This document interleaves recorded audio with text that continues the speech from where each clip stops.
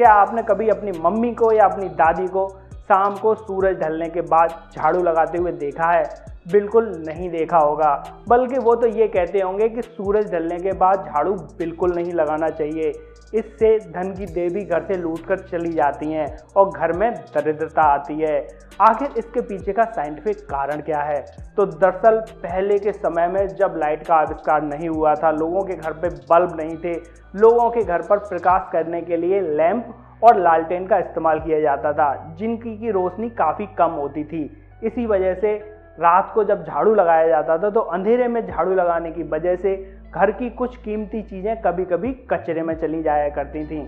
तो इनसे बचने के लिए बुजुर्गों ने हमें ये शानदार कहानी सुनाई, ताकि घर की कीमती चीज़ें अंधेरे में गलती से झड़कर बाहर न चली जाएं। तो गाइस, आपको बुजुर्गों का ये आइडिया कैसा लगा, हमें कमेंट बॉक्स में ज़रूर बताएं।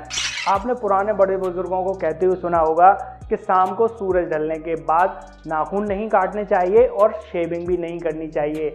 अगर कोई व्यक्ति ऐसा करता है तो उस पर प्रेत आत्माएं हावी हो जाती हैं। तो आखिर इसके पीछे का कारण क्या था?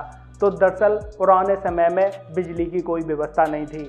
लोग रोशनी के लिए लैंप, दिए और लालटेन का इस्तेमाल किया करते थे, जिनकी की रोशनी काफ़ी कम होती थी।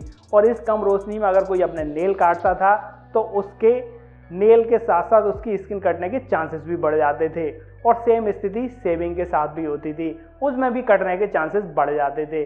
तो इन्हीं चीज़ों से बचने के लिए पुराने बड़े बुजुर्गों ने हमको ये कहानियाँ सुनाई, ताकि हम लोग कटने से बच सकें।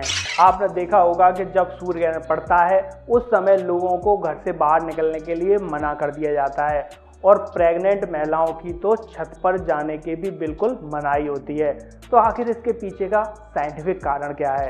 दरअसल जब सूर्य पड़ता है उस समय सूर्य से कुछ खतरनाक रेडिएशन रेज धरती तक आ जाती हैं, जिनको कि अगर कोई नेक्ड आई से देखता है तो वो आंखों की रेटिना को खराब कर सकती हैं, और कुछ लोगों में तो अंधेपन तक की समस्या हो जाती है। और ये खतरनाक रेज प्रेग्नेंट लेडी के बेबी को भी नुकसान पहुंचा सकती हैं। इसीलिए सूर्य ग्रहण के समय घर से बाहर निकलने से बचना चाहिए। आज भी बहुत सारे कल्चर्स में घर में चमगादड़ का आना बहुत ज़्यादा अशुभ माना जाता है, और कुछ कल्चर्स में तो ये तक कहा जाता है कि अगर किसी के घर में 3 बार चमगादड़ आकर घूम गया तो समझ लो कि उस घर में किसी ना किसी की मौत तय है।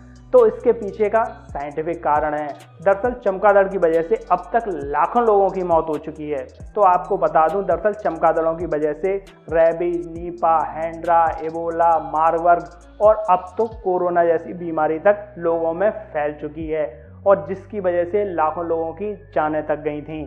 इसी वजह से लोग चमगादड़ के घर में आने को इतना ज़्यादा अशुभ मानते हैं। जब चमगादड़ अपनी बॉडी पर इतने ज़्यादा खतरनाक वायरसेस को लेके घूमता रहता है तो कायदे में उसको घर में आने भी नहीं देना चाहिए। क्या कभी एग्ज़ाम देने जाते समय आपकी मम्मी ने आपको दही और चीनी खिलाकर भेजा है?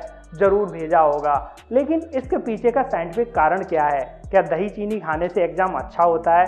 तो दरअसल इसके पीछे का कारण ये है कि दही की तासीर ठंडी होती है, जो कि हमारे पेट को भी ठंडा रखता है और हमारे दिमाग को भी ठंडा रखता है। और वहीं चीनी इंस्टेंट ग्लूकोज रिलीज करती है, जिससे कि हमारी बॉडी को तुरंत एनर्जी मिलती है और हमें थकान का अनुभव नहीं होता।